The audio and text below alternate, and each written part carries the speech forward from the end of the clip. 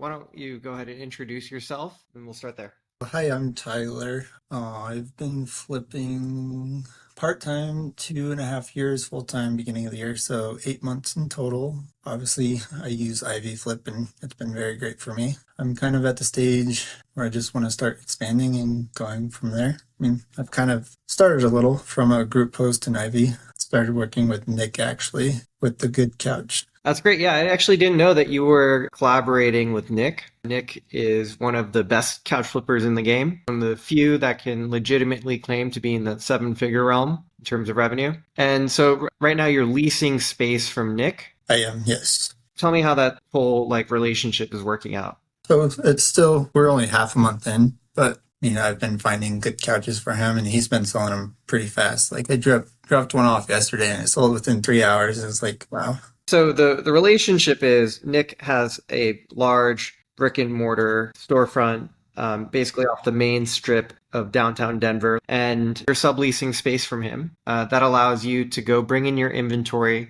There's a place where you can clean your couches, where you can stage them, take photos, and then if you needed some help selling a couch, he has salespeople on the floor that are there like regular business hours that will actually show customers that are walking through the facility your couch, and if they're interested in buying it, they'll actually sell it for you. Exactly, yeah. I mean, we've kind of worked out something too where he does a little more. I'm kind of the one finding the couches and dropping them off. He's doing kind of some of the cleaning, but the ones I find are pretty good shape and don't need much once I drop it off. It's kind of after that, it's more up to him on that point.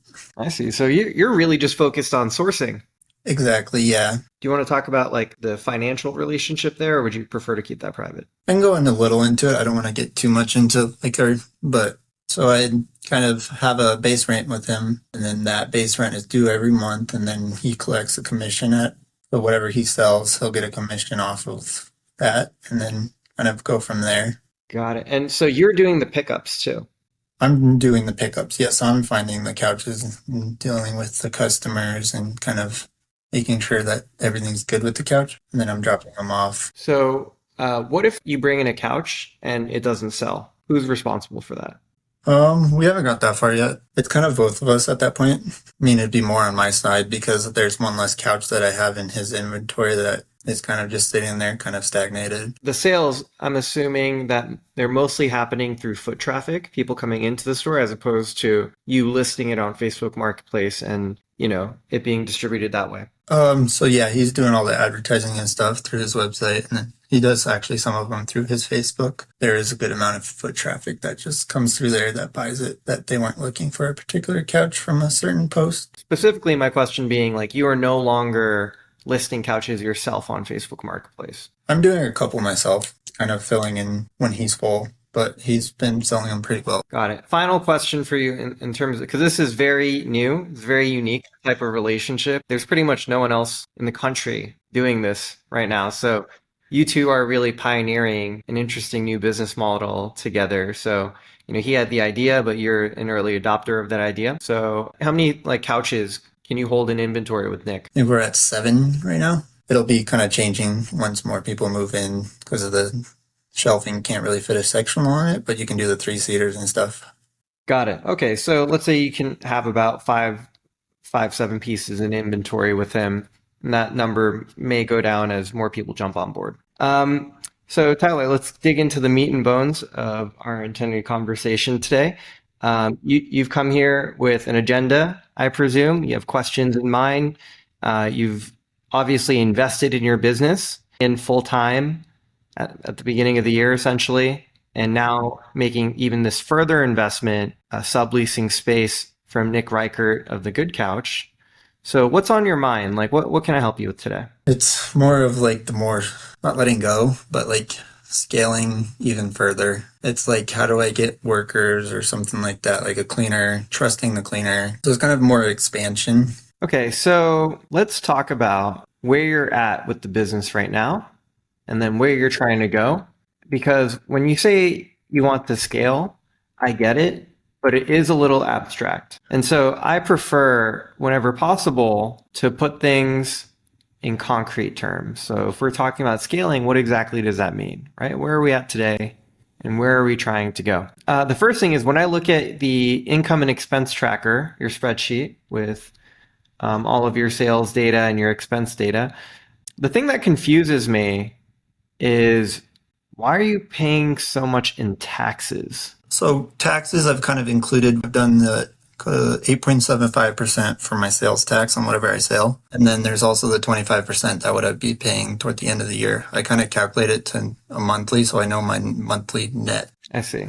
I see. So typically, when you think about a P&L statement, you are not taking the taxes out when you're counting your expenses. So the taxes would be excluded. So let me explain how finances are typically calculated for a couch flipper. The first number you have is your gross revenue. So that is the number of transactions times your average sale price. Gives you your gross revenue. So basically, your gross revenue simply is just like the total amount of money you've made from sales. Very simple. Then you have your cost of goods. Your cost of goods is everything that you've paid for a couch. Another way of thinking about it is your unit cost. But for most couch flippers, it's really just like however much money they've spent on inventory. So when you subtract your cost of goods from your gross revenue, you end up with your gross profit. Now, your gross profit number is not where financial calculations for your business ends. You also need to take into account your operating expenses. So these are the things like utilities, gas and tolls, insurance, cleaning supplies, storage costs, rent, lease costs, etc. These would be part of your operating expenses. If you have cleaners, if you have employees, this might also be part of your operating expenses. So your gross profit minus your operating expenses leaves you with your net profit. And then from your net profit, that is where you're paying taxes. And so there is a way to calculate taxes as an expense, but it generally doesn't make sense. So what I would do is figure out what your net profit numbers are. And then from there, you can estimate how much tax you need to be withholding. So that's one adjustment that I would make to the spreadsheet. Why don't we go ahead and do that? And all the line items for taxes, let's go and delete. You're doing something in the realm of $5,000 to $6,000 gross sales. Your gross profit, let's say, is around $4,000 once you subtract your cost of goods. And then if you were to exclude your expenses, you'd be left with something like $3,000 on an average month under the old situation that you were in. But moving forward, now you have a much bigger expenditure in terms of your lease. And so if you were to do the same financially, that would leave you with merely $1,000 in net profit or net income each month. Because now you have about a couple grand worth of additional expenses in order for you to operate your business. Mm-hmm. So that's a big investment, right? Like your expenses have literally gone up something like threefold. Right. It's actually more than that. It's a 4x increase in your overall expenses. But it's not just an expense, it's an investment. Mm-hmm. You're putting money into the business with an expectation of making more out of it. So have you considered like what you need out of this arrangement financially for it to make sense for you? Yes, I have. I've kind of done the numbers and gone through that. Okay, so what are you thinking? So it's like 10K in total profit. Net profit. Yep. Got it. So 10K.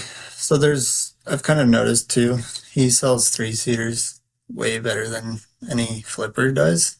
I've noticed, so I've like been picking those up too. So it's like I'm starting to get 3-seaters, which I've never done. I mean, I did at the beginning, but it was not worth it. So sectionals is kind of what I stuck to. And then sometimes he'll sell sectionals almost for double what our market can sell it for.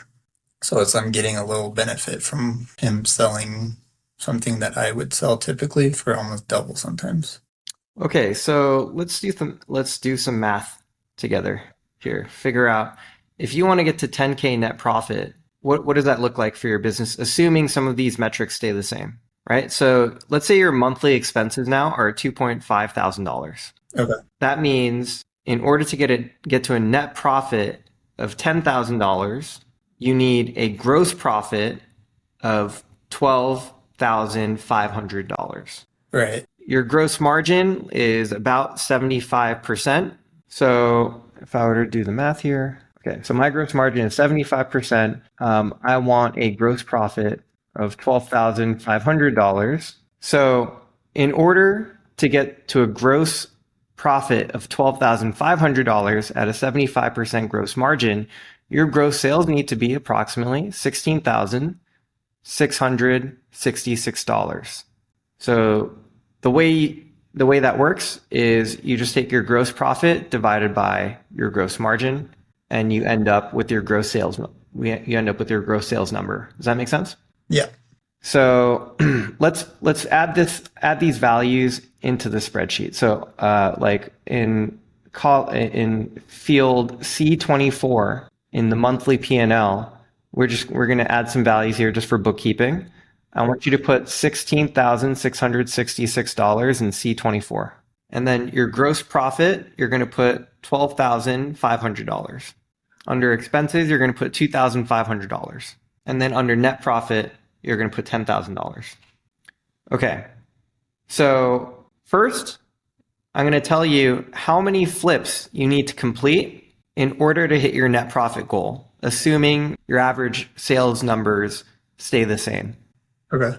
So the way we do that, well, we take your gross sales target and we divide it by your average sale price. So your average sale price is $379. Okay. Right? So we're going to take $16,666 and we're going to divide that. We're going to divide that by $379. That means you need 44 transactions in a month to make $10,000. So in the number of flips column, B24, put 44. Okay. You're in an average month, you've been doing about 15 flips. You need to do 45 flips now. Okay. And so you need to triple the number of transactions that you're doing on a monthly basis in order for you to hit your sales target. Okay. For you to hit your net income goal. How does that make you feel? I mean, stressed a little, but it's definitely, I think it's doable with kind of the relationship me and Nick have right now. We're at 13 sold right now that he's sold of mine. There's still 4 more in his inventory from me. So, I mean, we're halfway done. I mean, it's not, obviously, if you double that, it's not going to equal 44, but it kind of tells me I need to do a little more flips, obviously. With him, I've kind of calculated he sells probably about 30% more than what I would sell. I mean, the sectionals would be 100% sometimes. So my average flip would go up a little. So this is why I have people write down their numbers in the spreadsheet and we do the math together. I think like you had an idea of how you're doing in the past, like up until this point, and like what opportunity this investment presented you with. But I don't think you had a firm grasp on exactly what numbers you had to hit in order for you to achieve your goals. Right. And so that's a little sobering, right? Mm-hmm. Because now it's like directly in your face, but this is the reality, right? And so if you were going to hit your goals, then one way or another, you were going to have to, come face to face with these numbers and figure out if it made sense for you. But here's the good news. Your goal is a net profit of $10,000. Mm-hmm. But let's say you only sold 30 couches. Well, you're not at your goal of $10,000, but you're still at a better net income than you are without Nick.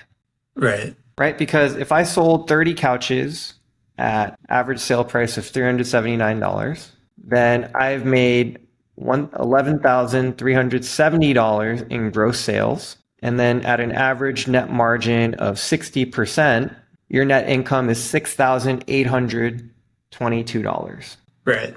That's double your existing net income. Mm-hmm.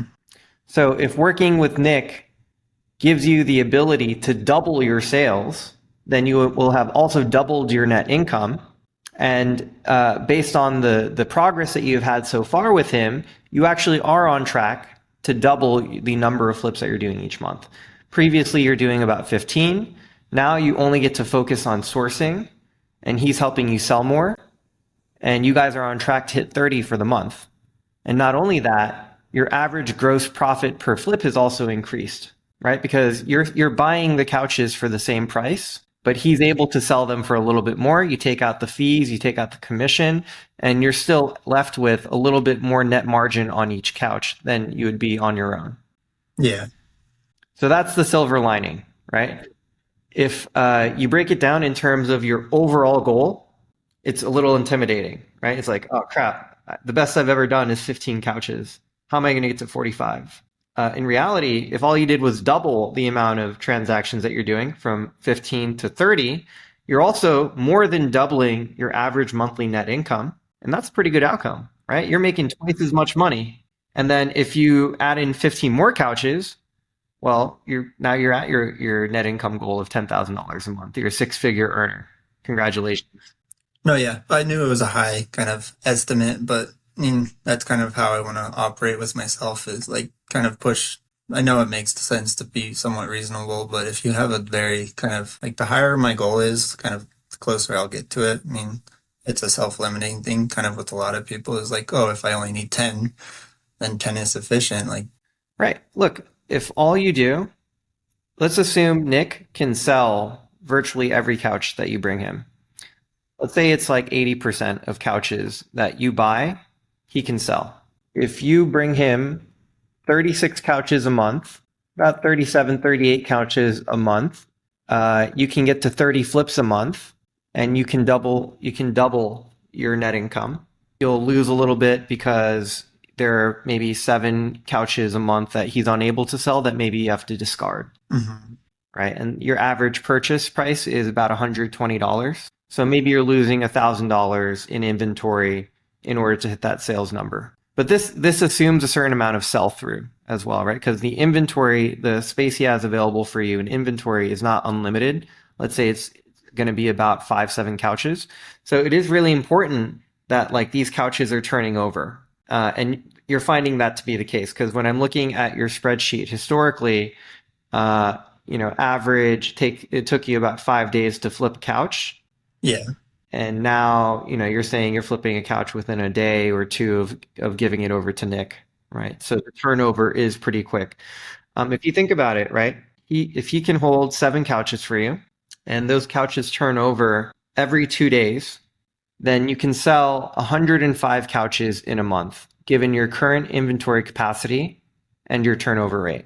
Okay. Does that make sense? So the way we get to that number is the number of days in a month. Let's say there are 30 days in a month, and it takes you, and we divide that by 2 days, which is how long it takes us to turn over that inventory. So every 30 days, you can turn over inventory 15 times. Every turnover, you sell 7 couches. 15 times 7, you get 105 couches. Now, if we are turning over at an average of 3 days, well, then you can only do 10 turnovers in a month. 30 days divided by 3. Okay. 10 turnovers. Each turnover, you sell 7 couches. And so the total amount of couches you can sell is 70. Generally, if couches are turning over in this 2 to 3 day range, you're totally fine. If it takes you 5 days to turn over a couch, which is your historical average, it's going to be a little bit harder for you, right? So it's really about the speed at which these couches are turning over. So Tyler, at the beginning of this call, your question to me was, how do I scale my business, right? How do I take it to the next level? Right.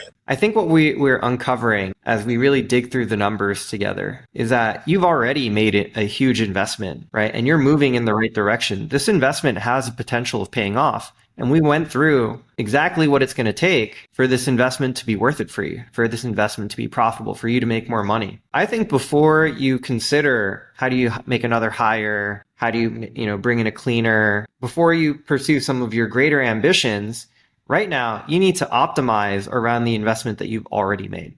Mm-hmm. Like you're paying a good chunk of change for real estate. And I think actually it's a good deal. I know Nick, he's a good guy. We just crunched the numbers together. The numbers make sense. And like you have already started to develop this relationship with him and you're an early adopter. You're literally the first one on board with this new concept. And he needs to invest in your success, right? Because if you want other people to do it, you become the model. hey, I brought on this guy. He's paying me X amount. I'm earning this much in commission, but here's what he's getting out of it, right? Before we started working together, he was doing 3K net income a month. After we started working together, we literally doubled his net income. You want to double your business? Because I can help you do that. Yeah, definitely. So he's incentivized to make you successful. And I think he's a good guy, and that's a good relationship for you to have forged. So I think you're on the right track. But right now, you have to be very focused. Your focus needs to be, how do I sell 30 couches this month?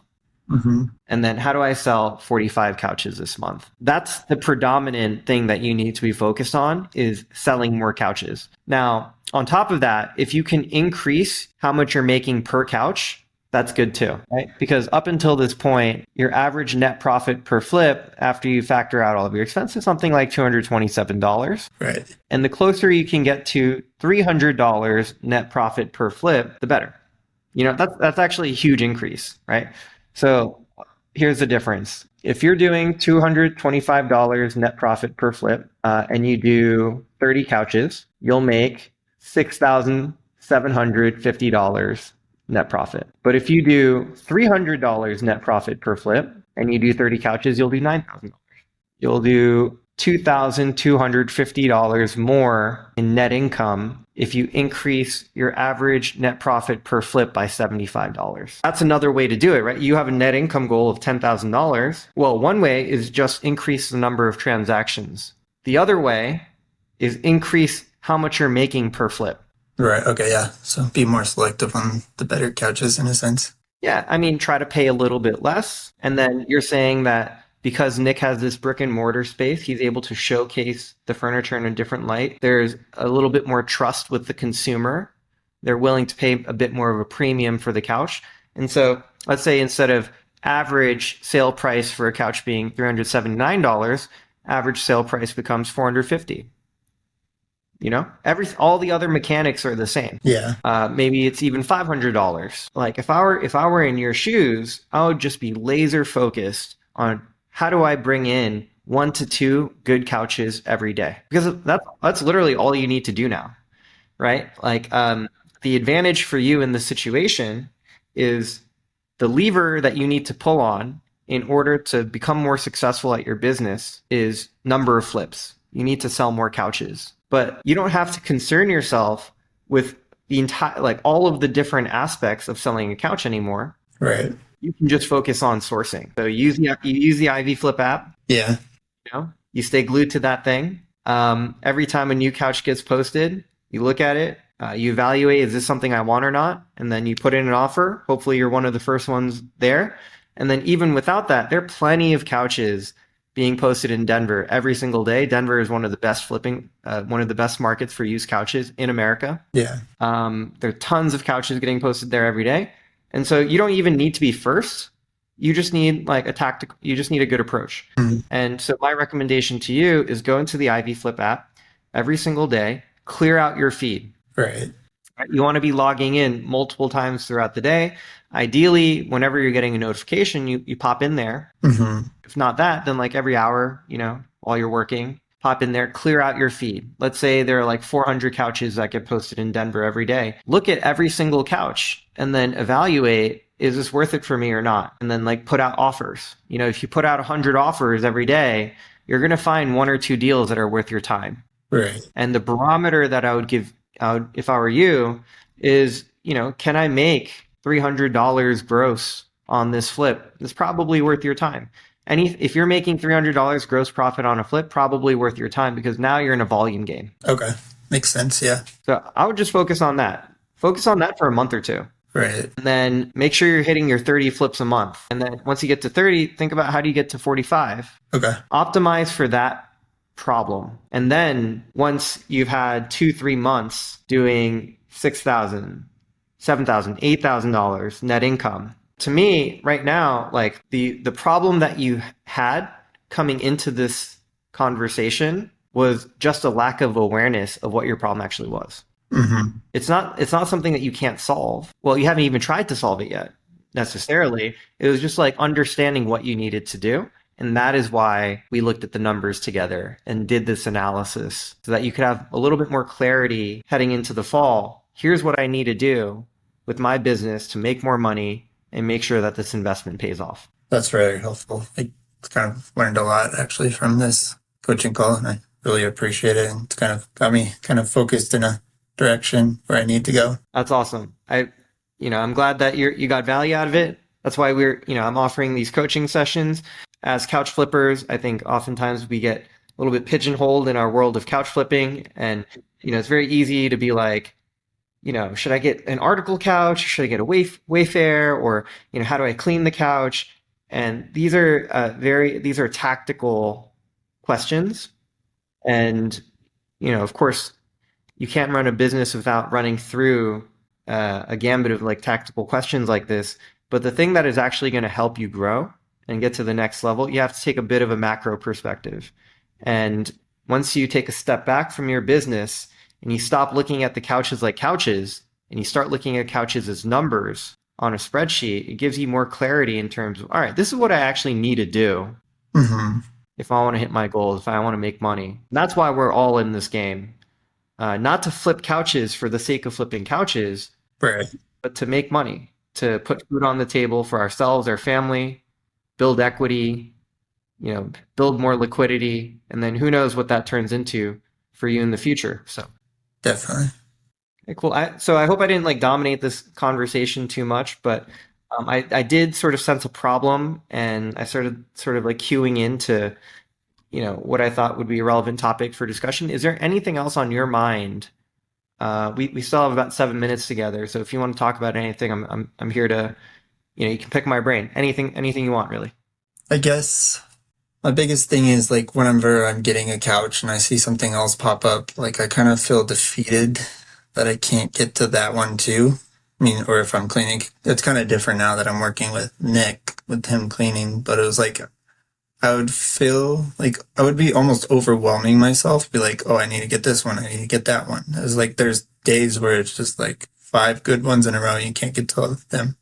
And then the very next day, it's like literally nothing, like no good ones. So it was kind of, that's the big battle I have with myself, is kind of, I go get this couch that I have maybe a 200 potential, but then the next couch that I'm kind of could have got is like a $500 potential. It's kind of that. Absolutely. And what you're talking about, it's like the ebbs and flows of inventory. Sometimes there's a lot available on the market. It's easy to pick up. Other times it feels like, there aren't deals to be had. On the flip side, the same thing applies with sales too. Sometimes like as soon as you pick it up and you list it, it moves. Other times Yeah. it just feels like there's nothing you can do to get rid of these couches. That's part of the normal variance of a business. And it's helpful to, be able to take a step back, understand what those ebbs and flows are, and understand like what is normal variance. Okay. And you can start planning around that. So if you know that like, a certain time of the month, you're going to get, there's probably going to be more inventory available because it's getting closer to the first of the month or the last day of the month. So people are going to be moving in and out of apartments. So there's more supply, and therefore there might even be more customers interested in buying couches because they just moved into an apartment. They have to fill it up. Well, figure that out and plan around it. Make sure that towards the mid to late part of the month, you just start offloading inventory. It's not worth it to hold on to something because you think you can make 25, 50 extra bucks on it. You need to get rid of that inventory so you actually have the space to do your pickups. And if you find that like you're in the middle of cleaning a couch and you're seeing things pop up, but you can't go get it because you're cleaning a couch, maybe the solution is to wait to do your cleaning in batches, right? So do all of your pickups in one fell swoop. And like when you're loaded up, then you do all of your cleaning at once. And so these are the patterns that you need to identify within your business, understanding that, this sort of ebb and flow in inventory and ebb and flow in sales is definitely a part of the game. And just, figuring out the approach that works for you and your market. So I don't have a prescription for you here, like what exactly is the right way to do it. and in fact, I don't think you're even asking me for a prescription. No, I was just kind of, yeah. It was more just like you ruminating, like, here's where I feel overwhelmed. Like, I can't catch up. I can't get ahead. And I think the most important thing about that is having a process. So having a consistent approach that you follow, like if and like you should write down every point of interaction in your business, every activity in your business that require like everything from sourcing a couch to selling a couch and making money on it, every single step that needs to be completed to complete this transaction, you should have written down in a list somewhere. Okay. Once you write it down, now you have more awareness. Okay, this is what I'm doing. And then you can figure out like, what are the extraneous steps? What are the steps that are unnecessary that I can cut out? What are the steps that are really important that I should be a little bit more focused on? And, so writing down and following a process, just a simple act of writing down what you're doing can give you some peace of mind and give you some clarity in terms of what you're supposed to be doing to be successful. Hmm. It's really these simple things that I think separate, the flippers that are kind of just getting by versus the flippers that are making six figures. It's all about systems. It's all about being organized. Okay. Because if I'm just acting haphazardly, I'm acting in an unorganized and sort of dysfunctional way, I'm lucky if I can flip a couch a day. But if I have everything in a system, I could probably on my own flip 2 couches a day. But there's no way that you can do that unless you're super organized. And I know this because I know there are flippers out there flipping anywhere from 10, 15 couches a week. Not only are they hauling ass, like they're hyper organized in their approach. And so if you ever feel yourself in a state of overwhelm, that's the thing I dig into. If you feel like, that's an issue for you in the future, it's something that, I'd be happy to take a look at with you. What exactly is your process? What exactly are you doing? Like when you wake up, right? How do you start your day? And how do you end your day? What are all the activities in between? And then we can look at that and figure out what the process should be. The good news for you is that with this new arrangement, your process can be a lot simpler. Right? Because now you're not concerned with buying and selling. You're just concerned with buying. Hmm. There's simplicity to that. It's like a conveyor belt, manufacturing production. Right. Yeah. It's like an assembly line in that you have a role within the machinery of the business that you are specialized in. And so it might get a little bit more boring because of that, because you're not doing like all the different things in the business, but there's an efficiency there. And that's why most things are produced on an assembly line, right? You don't have one person doing everything. You have one person sort of doing the thing that they're supposed to, and then it moves down the conveyor belt onto the next person or the next piece of machinery. And that's how things get produced. So right now you're you're in an assembly line, whether or not you realize it. And your role in the assembly line is to bring in the couches. Right. And so I would just figure out how to get really good at that. And then I'm curious to see where you're at with your business in another 2-3 months. Yeah, definitely. I'd love to have an update conversation with you in that time. Okay. Yeah, definitely. All right, Tyler, we're at time. I appreciate you hopping on. Hopefully this was of value to you. I'm always available as a resource. Hmm. And if you ever want to pick my brain again, let's do this again. Awesome. Thank you. Thank you very much. You were very helpful. So thank you, Tyler. Yep. See you.